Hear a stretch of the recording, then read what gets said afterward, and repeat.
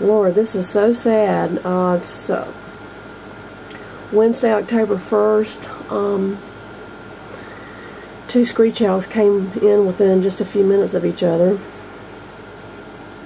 and they're both blind, so we'll have to euthanize both of them. I mean, they're still alive. You can see that they're breathing, but they're just, you know, and they're blind. They don't move around. Anyway, this happens all too often with especially with the owls, because they're running on auditory signals and they're flying low to the ground where the cars are. Anyway, I'm so sorry. I'm so sorry. I wish I could save them all. But at least they won't die on the side of the road.